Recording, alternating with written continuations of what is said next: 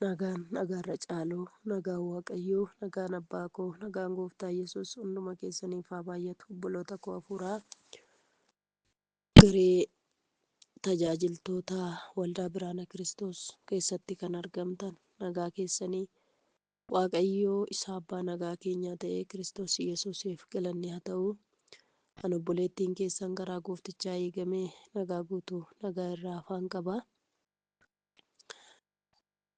Waaqayyoodhaaf galanni guddaan haa ta'u. Mee akkam jirtu isin nagaa keessanii obboloota koo biyya jirtan mana jirtanitti qilleensa keessa jirtanitti nagaan keessan akkam gooftaa wajjin dudubbiin maal fakkaata? Qilleensi keessa jiru nagaa yoo dhabeeyyuu mandarri nuti jiru nagaa yoo dhabeeyyuu ilmi nagaa isin wajjin akka jiru abdii guutuun qaba. Namni ilmi nagaa wajjin jiru immoo nagaa qaba. Kanaaf nagaan keessan karaa gooftaa irraa hafaa akka ta'e shakkiin qabu. Waaqayyo isa kana gochuu jaallateef galanni haa ta'u. Anis karaa isaatiin eegamee nagaa guutuun qaba. Wanti gurratti dhaga'amu, wanti odeeffamu, wanti miidiyaa kanarratti ilaalamu kan sukkanneessu yoo ta'eyyuu sukkanneessaa sodaachisaa kan ofirra nama teechisu yoo ta'eyyuu inni nu wajjin jiru haalota gararraadha. Inni nu wajjin jiru ilma nagaati, abbaa nagaati, waan hundumaadha. Kanaaf nagaan keenya irraa hafaadha galanni Waaqayyoof haa ta'u. Kan nu loluuf kan nu ari'atu baay'een isaa yoo jiraate iyyuu nuti irraa hafnee jireenyatti jirra. Maqaan Waaqayyoo haa eebbifamu. Egaa guyyaa kanas immoo Waaqayyotu nuu kennamee wal wajjiniin sagalee Waaqayyoo dubbifannee wajjin Waaqayyoon kadhanna. Galanni Waaqayyoof haa ta'u. Faarsaa 59 lakkoofsuma tokko kaaseen amma Hafuurri Qulqulluun na geggeesse wajjin dubbisna. Anaa wajjin dubbisaa. Mata dureen isaa akkas jedha.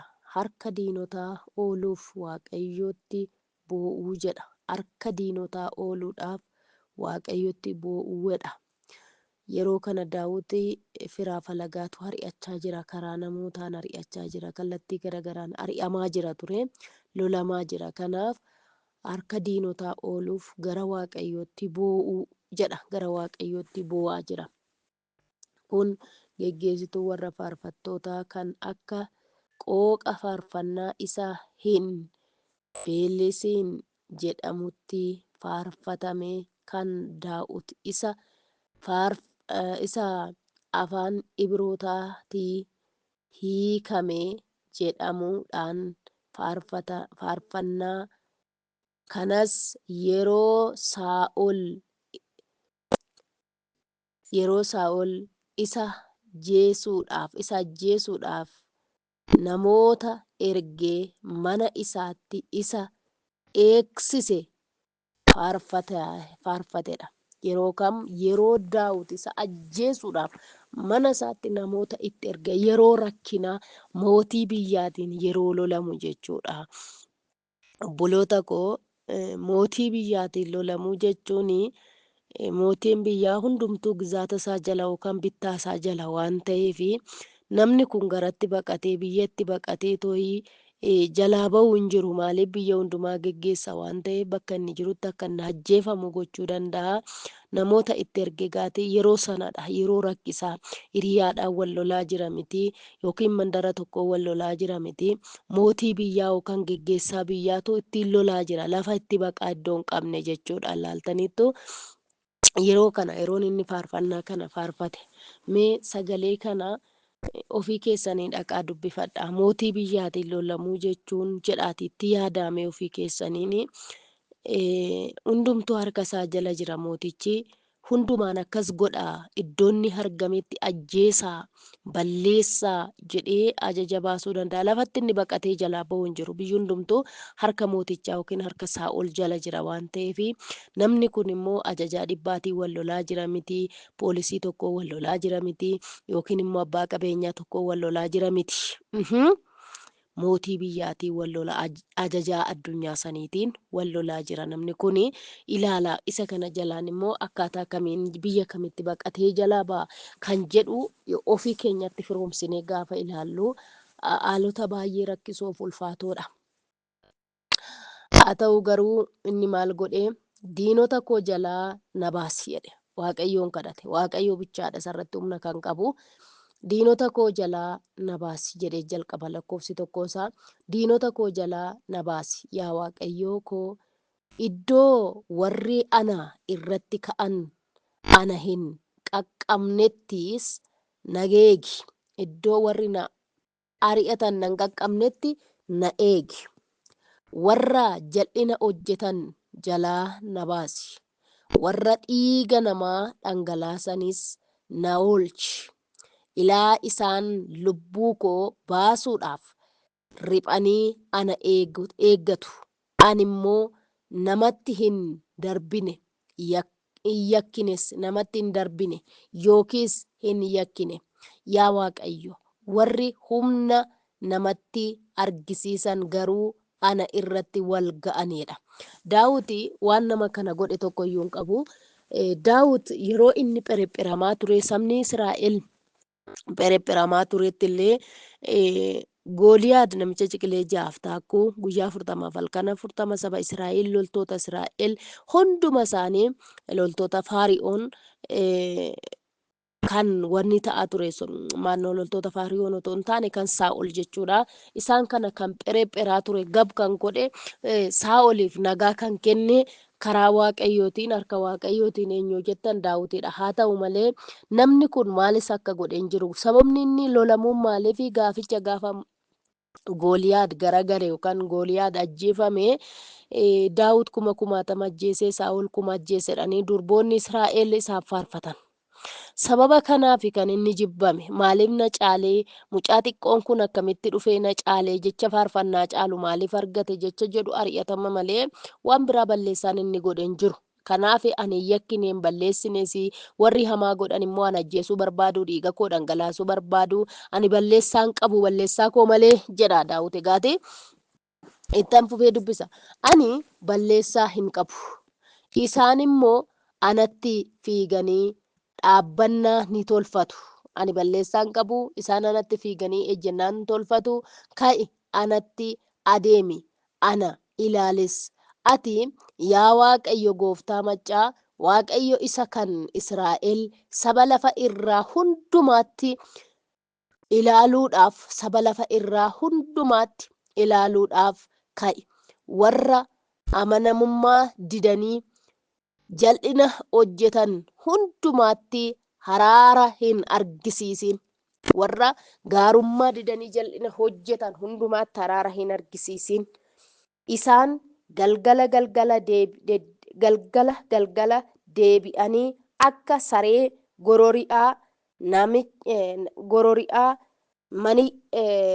gorori'aa mandaricha keessanii naanna'u. Kunoo afaan isaanii keessaa dubbii hin taane ni baasu. Arrabni isaaniis immoo akka billaati. Silaa kan nu dhaga'u hin jiru. Silaa kan nu dhaga'u hin jiru jechuun yaada isaanii keessa ture. Ati garuu yaa Waaqayyo isaanitti ni kolfita. Saba lafa irraattis ni gaa'ifta. Yaa Waaqayyo hangoo koo, ati da'oo koo waan taateef ani sin eeggadha. Yaa Waaqayyo hangoo koo, ati da'oo koo waan taateef sin eeggadha. Waaqayyo koo gaarummaa isaaniitti garaa koo Waaqayyo koo gaarummaa isaaniitiin garaa koo ni dhufa. Gaarummaa isaatiin gara koo ni dhufa. Waaqayyo koo gaarummaa isaatiin gara koo ni dhufa.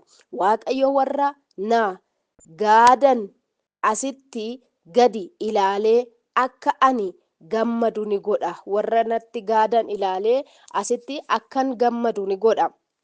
Namoonni koo akka hin irraanfannetti tokkichumaan isaan ni ajjeesin. In ajjeesin. Akka hin irraanfannetti isaan tokkichumaan isaan hin ajjeesin. Humna keetiin isaan joorsi. Humna keetiin isaan joorsi. Warra na ari'atan kana tokkichumaan isaan hin ajjeesin. Humna keetiin isaan joorsi. Lafatti gadi isaan deebisi. Yaa Gooftaa, yaa gaachana keenya. Yaa Gooftaa, yaa gaachana keenya. Warri sun ni habaaru. Sobas ni dubbatu. Dubbiin arraba isaanii cubbuu afaan isaanii keessaa ba'u waan ta'eef of gurguddisuu isaaniitiin haa qabaman. Dheekkamsa keetiin badduu isaan baasi. Akka isaan hin argamnes godhi. Waaqayyo ijoollee Yaaqoob irratti amma andaara lafaattis mootii ta'uu isaa beekan. Isaan galgala deebi'anii akka saree gorori'aa mandaricha keessa ni naanna'u. Nyaataaf asii fi achi ni jooru. Yoo quufuu dhaabatan immoo of ni nyaatudha. Jarri kun akka saree gorori'uu ni ta'u galgala. Nyaataaf asiif achis ni jooru. Waan nyaatan yoo dhaban immoo maal ta'udha? Ofuma isaanii nyaatu. Ani garuu waa'ee aangoo kee nan faarfadha. Yommuu isaan of nyaatan, yommuu isaan of wanneedhan sana ani garuu aangoo keef nan faarfadha. Gaarummaa keetiifis ganama sagalee gammachuu nan dhageessisa. Ati anaaf da'oo taateetta. Guyyaa rakkinni ana irra ga'ettis iddoo baqannaa anaaf taateetta. Yaa Waaqayyo aangoo koo mi'a garaagaraatiin sin faarfadha. Ati da'oo kooti. Waaqayyo koo isa gaarummaa anatti argisiisudha jedha. Waaqayyo isa gaarummaa anatti argisiisudha jedha. Galanni Waaqayyo isa jiraataaf haa ta'u. Daawit egaati diinonni koodha. Galgala natti nanaanna'uudha. Hin gorori'uudha. Waan nyaata yoo dhaban immoo ofii isaanii of nyaatoodha. Ani eegicha kee jalan jiraadha. Lafa hundumaatti ati na eegdaadha. Ani garuu rakkinni akkasii jiraatee, lolli akkasii jiraatee, ari'atamni akkasii jiraatee an sagalee gammachuu nan dhageessisaadha. Nan faarfadha maqaa keedha. Rakkinni jira, rakkina keessatti si faarfadhaadha. Lolli jira, lola keessatti si faarfadhaadha. Eegumsi koo si'iyadha. Isaanitti nan laanneedha. Isaan na barbaadu malee nan arganneedha. Na iyyaafatu malee lafan jiru hin argineedha.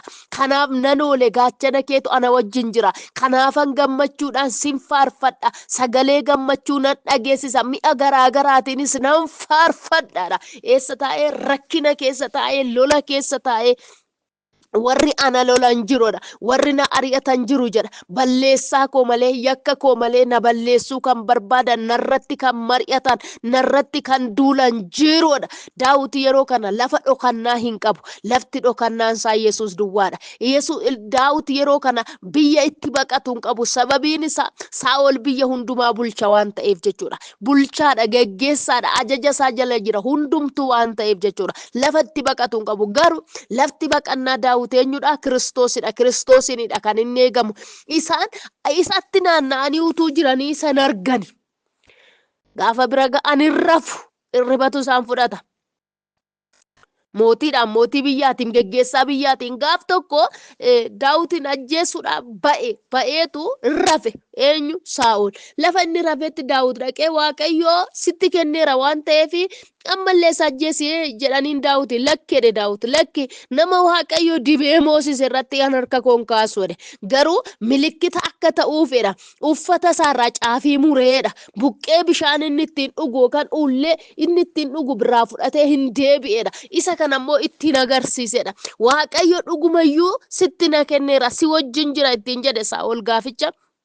Beektuu maaliif nama Waaqayyo wajjin jiru rakkinni hin danda'u. Rakkinni jira, eeyyan jira, hin jiru hin jenneem rakkinuma keessatti gargaaramu malee. Lolli hin jiru hin jenneem jira. Lolluma sana keessatti eegamu malee. Eegumsa isaatu wajjin jira malee. Gargaarsa isaatu wajjin jira malee. Waaqayyo waa godhee waa goggodheetu rakkina wajjin wal bira dabarsa. Si garrama maqaan Waaqayyo bara baraan kan eebbifame haa ta'u. Duula waa godhee waa goggodhee bira dabarsa. Maaliif ija isaanii jaamsa. Gaaf tokko Elsee miti kan namichi lola sabni asiin waraanni itti dhufe iddoon jirutti Elsee. Lolli gaafa itti dhufu Naa'oon isaa maal jedheeni ganama ka'ee gaafa fardeen asii olee argee loltoota hargee onnee wayyoo kaa hin bannee gaafa inni jedhuuni isa isaa wajjin jirurra isan wajjin jiru caalaa Elsee. isa isaa wajjin jirurraa isan wajjin jirutu caalaa jedhe. Sababiin isaayyuu lola dhokataa kan lolaa jiru, lola mul'ataa kan lolaa jiru, mul'inatti odoo hin taane harka Waaqayyootu wajjin jira, geggeessaa Waaqayyootu wajjin jira, ergamoota Waaqayyootu wajjin jira, warra Waaqayyoof tole jedhaniif jechuudha. Warra Waaqayyoon dhaga'aniif jechuudha. Kanaaf Daawit isaan riphanii anan eeggatuudha, anarratti hin ka'uudha, ati garuu ana wajjin jirtaadha, ati garuu ana oolchitaadha. Sagalee kana 1-17 qaba ture. Dubbifachuu dandeessu isin al tokkorra deebi'ee dubbiseenii Waaqayyoon kadhanna. Gooftaan inni karaa hundumaan nu geggeesse, karaa hundumaan nu wajjin jiru, bara baraanis nu wajjin jiraata. Amiin. Galanni Waaqayyoof haa ta'u. Sagalee kana hundi keessan akka dubbifattan nan barbaada. Ulaa Waaqayyoo isinii kennetti jechuudha. Hundumti keessan Faarsaa 59 lakkoofsa 1-17 qaba. Guutummaadhuma isaan dubbisen akka silkii koorraatti jechuudha. Diinota koo jalaa na baasi. Yaa Waaqayyo koo iddoo warri ana irratti ka'an na hin qaqqabnettis na eegi. Iddoo warri narratti ka'an na hin qaqqabnetti na eegi. Warra jal'ina hojjetan jalaa na baasi. Warra dhiiga namaa dhangalaasanis na oolchi. Ilaa isaan lubbuu koo baasuudhaaf ilaa isaan lubbuu koo baasuudhaaf riphanii ana eeggatu. Ani immoo namatti hin darbine. Laal, gusaan lubbuu koo balleessuudhaaf na barbaadanii ani immoo namatti hin darbine yookiis hin yakkine.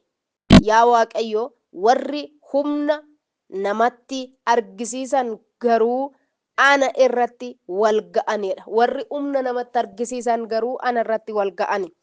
Ani balleessaa hin qabu. Isaan immoo anatti fiiganii dhaabbannaa ni tolfatu. Ka'i anatti adeemi, ana ilaalis. Ati yaa Waaqayyo Gooftaa Maccaa, Waaqayyo isa kan Israa'el saba lafa irraa hundumaatti ilaaluudhaaf ka'i. Warra amanamuu didanii jal'ina hojjetan hundumaatti araara hin argisiisin jedha. Warra amanamuu didanii hundumaatti araara hin argisiisin. Isaan galgala deebi'anii akka saree gorori'aa mandaricha keessa ni naanna'u. Kunoo afaan isaanii keessaa dubbii hin taane, afaan isaanii keessaa dubbii hin taane ni baasu. Harrabni isaaniis immoo akka billaati. Silaa kan nu dhaga'u hin jiru jechuun yaada isaanii keessa ture jedha. Silaa kan nu dhaga'u hin jiru yookaan kan nu caalu hin jiru jechuun yaada isaanii keessa ture. Jabinni akka ofii isaanii ilaalanitti guddinni kan isaanii keessa ture. Eessa isaanii? Yaada isaanii keessa ture. Ati garuu jedha lakkoofsa 8, ati garuu yaa Waaqayyoo isaanitti hin kolfita, saba lafa irraattis ni gaa'ifta. Yaa Waaqayyo Gooftaa koo, ati da'oo koo waan taateef ani sin eeggadhaadha. Lakkoofsi 9, yaa Waaqayyo Gooftaa koo, ati da'oo koo waan taateef ani sin eeggadha. Lakkoofsa 10, Waaqayyo koo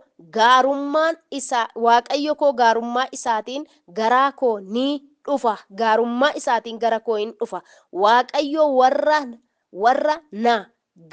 warra nagaadan asii gadi ilaalee, warra nagaadan asii gadi ilaalee akka ani gammadu ni godha.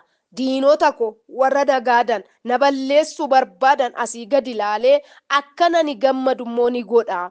Namoonni koo lakkoofsi 11, namoonni koo akka hin irraanfannetti tokkichumaan ani isaan hin ajjeesin. Namoonni kun akka hin irraanfannetti rakkina isaanii san, balleessaa isaanii san, yakka isaanii san akka hin irraanfannetti tokkichumaan isaan hin ajjeesin jedhe.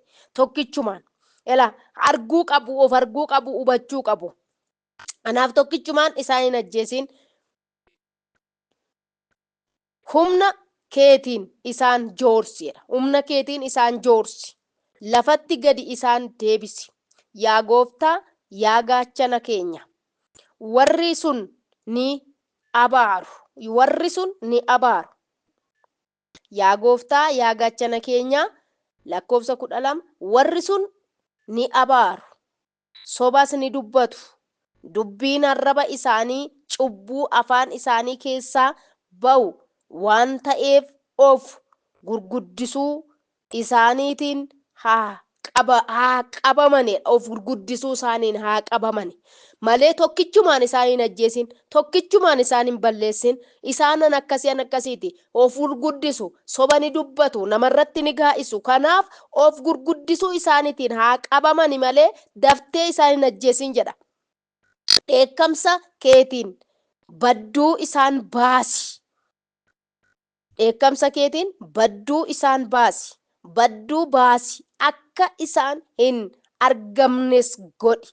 Waaqayyo ijoollee Yaaqoob irratti amma andaara lafaatti, Waaqayyo ijoollee Yaaqoob irratti amma andaara lafaatti mootii ta'uu isaa beekaniidha. Waaqayyo ijoollee Yaaqoob irratti mootii ta'uu isaa amma andaara lafaatti haa beekanii. Eegumsa keessa jiraachuusaa warri jal'inni hojjetan kun, warri humnaan namarratti ka'an kun ijoollee Yaaqoob irratti Waaqayyo duwwaan mootii akka ta'e, Waaqayyo duwwaan eegaa isaanii akka ta'e haa beekaniidha. Daftee isaanii ajjeesin amma isaan kana hubatanitti, amma isaan kana oolchuu kee kana amma beekanitti daftanii isaanii ajjeesin jedha Daawit. Isaan jedha lakkoofsi 14. Isaan galgala deebi'anii akka saree gorori'aa mandaricha keessa ni naanna'uudha. Isaan galgala deebi'anii akka saree gorori'uu mandaricha keessa ni naanna'u. Gorori'aa mandaricha keessa ni naanna'u. Nyaataaf asii fi achi ni joorodha. Nyaata kajeelanii asiif achi ni jooru. Yoo quufuudhaa baatan immoo of ni nyaatudha. Yoo quufuu baatan waan barbaadan yoo dhaban immoo ofuma isaanii ni nyaatu. Lakkoofsa 16-17 akka gaarii na dhaggeeffadhaa. Ani garuu lakkoofsi 16. Ani garuu waa'ee hangoo kee nan faarfadha. Gaarummaa keetiifis ganama sagalee gammachuu nan dhageessisa. Ati anaaf da'oo taateetta. Guyyaa rakkinni ana irra ga'ettis iddoo baqannaa anaaf taateetta. Ani garuu yeroo isaan liqinfaman rakkinaan waraansaan yommuu isaan qabaman ani garuu Daawit. Ani garuu lakkoofsa 16 ni deebi'a. Ani garuu waa'ee hangoo kee nan faarfadha. Gaarummaa keetiifis ganama sagalee gammachuu nan dhageessisa. Ati anaaf da'oo taateetta. Guyyaa rakkinni ana irra ga'ettis iddoo baqannaa anaaf taateetta. Lakkoofsa 17. Yaa Waaqayyo hangoo koo mi'a garaagaraatiin sin faarfadha. Ati da'oo kooti. Waaqayyo koo isa gaarummaa anatti argisiisudha jedha. Ilaaltanii rakkina sana keessatti, lola sana keessatti maal jedhe? Ati yaa Waaqayyo hangoo koo mi'a garaagaraatiin sin faarfadha. Ati da'oo kooti. Waaqayyo koo isa gaarummaa anatti argisiisudha jedha. Waaqayyo koo isa gaarummaa anatti argisiisudha.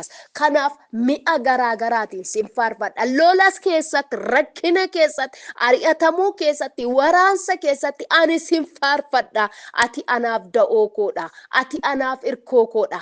Ati anaaf gaachana koodha. Ati anaaf eegaa koodha. Kanaaf sin faarfadha. Sin jajadha jedha ture. Amiin. Yesus bara baraan jiraataadha. Hammayyuu karaa Waaqayyooti kanatti eegamte, karaa nani eegame kan nuti jiraanne akka sanitti sagalee Waaqayyoo walitti dubbachuu kan dandeenya.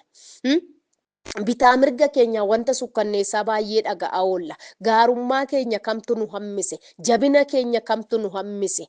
Dandeettii keenya yookaan qabeenya keenya kamtu nu hammise? Jabinni Waaqayyoo anaaf si wajjin waan jiruuf hamne har'a ganama kana maqaa Waaqayyoo dubbachuu dandeenya. Gaarummaa isaa kana jajachuu dandeenya. Galanni guutuun isa jiraataaf haa ta'u. Ameen ameen. Yesus bara baraan jiraataadha. Haleluuyaa. Maqaan Waaqayyoo haa eebbifamu. Obboloota koo lafa jirtanitti Gooftaatti gammada. waan hundumaa caalaa irra deebi'een jedha gooftaatti gammada. Gooftaatti gammaduun waan hundumaa keessatti gargaarsadha. Gooftaatti gammaduun waan hundumaa keessatti ijaarsadha. Gooftaatti gammaduun waan hundumaa keessatti eegaa waan hundumaati. Lafa hundumaatti, lafa lolli jirutti, lafa gaachanaa, lafa waan hundumaa jiru keessatti Waaqayyo anaaf siif gaachana. Lolli jira jira. Darbitee jiraattaa ree ati eeyyee nan jiraadha. Maaliin? Gargaarsa Waaqayyoon. Eegumsa Waaqayyoon. Ari'atamuu keessatti moo eeyyee ari'atamuu keessatti na wajjin jira leencichi Yihuudaa. Kanaaf haala sanitti isa kana guutummaatti Waaqayyotti gammada. Yeroo hundumaa rakkina jiru keessatti, lola jiru keessatti, yeroo hundumaa Waaqayyotti gammada. Isatti agarsiisa gaadaa keessan. Maqaan Waaqayyoo bara baraan haa eebbifamu. Ameen. Irra deddeebi'ee hin dubbisu. Hingaa galanni Waaqayyoo si jiraataadhaaf haa ta'u. Waaqayyoon galateeffanna. Sagalee gabaabaadhaan inni hir'isu sagalee koo. Si galateeffanna gooftaa nagaa hundumaa isa dandeessu abbaa keenya. Obboloota koo biyya isaan jiran, mandara isaan jiran, handaara isaan jiranitti isaan gargaarte. Galanni guddaan siif haa ta'u. Anas na gargaarte, na eegde. Dhaloota kana wajjin nagaatti fayyaatti nu eegde amma yoona kanaatti. Maqaa kee akka jajannuuf gaarummaa kee nutti argisiifte. Jabina qabaannee miti guyyaa rakkinaa, guyyaa rakkisaa, guyyaa ciniinsuu akkasii sana keessatti gargaarsi kee waan nu wajjin ta'eef, harki kee mirgaan gaaddisa waan nu ta'eef, darbinee dhumnee ganama kana maqaa keessa qulqulluu jajachuu dandeenyerra. Mootii Waaqaaf lafaa maqaa gooftaa Yesuusiin bara baraan galanni siif haa ta'u. Ilaasin galateeffadha gooftaa koo maqaan kee haa eebbifamu. Gargaarsa keetu nu baay'ate, ijaarsa keetu nu baay'ate, eegumsa keetu nu baay'ate. Kanaaf darbinee dhumne qulqulluu Waaqaaf lafaa maqaa gooftaa Yesuusiin siif haa galatu. Maqaa gooftaa Yesuusiin siif haa galatu. Maqaa gooftaa Yesuusiin siif haa galatu. Maqaa gooftaa Yesuusiin siif haa galatu. Ati gaariidha. Gaarummaan kee bara baraan jiraata. Galanni siif haa ta'u. Ol Waaqa irratti kabajame. Ol Waaqa irratti kabajame. Maqaan kee haa eebbifamu. Nu wajjin ta'i, nu gargaari, nu eegi, nu dhaabi. Amma dhumaatti gaachana keenya gooftaa Yesuus maqaan kee haa eebbifamu. Egaa dhaloota kana situ gargaaree galanni siif haa ta'u. Egaa amma immoo cubbuu qabna, gidiraa qabna, yakka qabna. Maqaa gooftaa Yesuus Kiristoosiin gidiraa keenya, cubbuu keenya, yakka keenya hundumaatti nu maaruun nutti araaramuun jaalala kee haa ta'u. Karaa beekamuuf karaa hin beekamneen isa si yakkine yaa Waaqayyo araara nuu gochuun jaalala kee haa ta'u. Araara nuu gochuun jaalala kee haa ta'u. Araara kee malee deddeebi'uu hin dandeenyu. Araara kee malee dubbannee dhageessifachuu hin dandeenyu. Araarri kee waan hundumaadha nuufi maqaa gooftaa Yesuusiin fuula araara kee gara keenyatti deebisi. Lolaaf oduu lolaa yaa Waaqayyo gooftaa qilleensa keenya abooree jiru, qilleensa keessa jirru, biyya jirru abooree jiru hundumasaa maqaa gooftaa Yesuusiin araaraan nurraa gab gochuun jaalala kee haa ta'u. Araaraan nurraa gab gochuun jaalala kee haa ta'u. Yaa Waaqayyo fuula araara kee gara lafa keenyaa gara biyya jirruutti ati deebisi. Obboloota koo biyya garaa garaa jiran ilaa yaa Waaqayyo qabadheen fuula kee jira. Biyya Itoophiyaa yaa Waaqayyo biyya Dubaay, Beerut, yaa Waaqayyo Saawudii, Keeniyaa, yaa Waaqayyo gooftaa Yesuus Kiristoos, Beerut, hunduma isaanii yaa Waaqayyo gooftaa Baareen, Yordaan, gooftaa Yesuus Kiristoos, Kuweet, Kwaatar, Egypt, yaa Waaqayyo gooftaa Saawudii harka keettan qabadhee jira. Elaa yaa Waaqayyo gooftaa Suudaan, gooftaa Yesuus Kiristoos biyya maqaa beeku maqaan beekne Yaman, Iraan, ilaa yaa Waaqayyo Israa'el hunduma qabadheen fuula kee jira. Maqaa Yesuus Kiristoosiin fuula araara kee nuuf deebisi. Fuula araara kee nuuf deebisi. Ardilee torbanii fuula araara kee deebisi. Geggeessitoota biyyaaf yaa gooftaa biyyoota maqaa dha'e kanaaf fuula araara kee deebisi. Ilaa yaa Waaqayyo geggeessitoota waldaa kiristaanaa hundumaa fuula araara kee deebisi. Araarri kee nagaa kenna. Araarri kee boqonnaa kenna. Araarri kee yaa Waaqayyo gooftaa jireenya kenna. Maqaa gooftaa Yesuus Kiristoositiin fuula araara kee nuuf deebisi. Fuula araara kee lafa keenyaa nama keenyaaf deebisi. Biyya jirruuf fuula araara kee deebisi. Bokkaan ibiddaa kun nurraa haa caamu. Lolli kun nurraa gabaa jedhu. Dheekkamsi kun nurraa gabaa jedhu. Maqaa Yesuus Kiristoosiin dhiigni lola'uun nu ga'aa gab nurraa haa jedhu. Araaraan gab nurraa haa jedhu. Araaraan gab nurraa haa jedhu.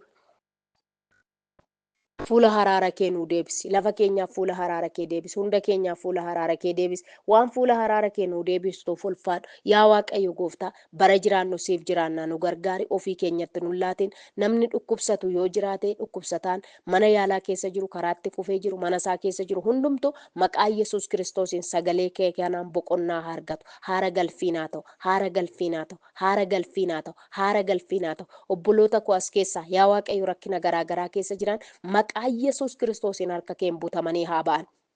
eebbi isaanii qabamee kan jiru, miindaan isaanii qabamee kan jiru, fayyaan isaanii qabamee kan jiru karaa kee haa gadhiifamuuf, haa gadhiifamuuf, haa gadhiifamuuf, haa gadhiifamuuf, haa gadhiifamuuf. Maatii isaaniif dhiphachaa kan jiran nagaan maatii isaanii iddootti haa deebi'u, nagaan maatii isaanii iddootti haa deebi'u. Anas garbittii kee na gargaari, waanan keessatti qabamee jiru sit arga, waanan keessa jiru sit arga. Maqaa Yesuusiin dhimma koo sanatti darbi, dhimma koo sanatti darbi. Anaaf wabiin koo si'i, anaaf irkoon koo si'i, anaaf gargaaraan koo si'i, anaaf waan hundumaa koo si'i. Abbaa, obboleessa, gargaaraa, dhala, waan hundumaa koodha mati. Maqaa gooftaa Yesuus Kiristoosiin isa sanatti ati darbi. Iddoo qaawwa sanii, iddoo hir'uu sanaatti ati darbi. Waan darbituuf ulfaadhu. Waan hundumtu akka nuti jaallanne otoo hin ta'in akka jaalala kee nuuf haa ta'u. Akka jaalala kee nuuf haa ta'u. Ofii keenyatti nu laatiin funyoo jaalala kee nuuf ittiin hidhi. Amma dhumaatti nu dhaabe. Karaa jaallatte karaa gooftaa Yesuusiin. Ameen. Eebbifamaa gooftaan sinaa eebbisu. Eebbaaf ta'a. Ganamarraa dafeen kadhannee sababiin isaa silkii kootti ibsaana jalaa fixee ture. Amma immoo sararatanyaatu dhufaa jira. Kanaaf ani ariifadhee addaan kutee kanaaf na of galchaa gooftaan sinaa wajjin haa ta'u. Jabaadhaan sodaatinaa Waaqayyo keenya Waaqadha.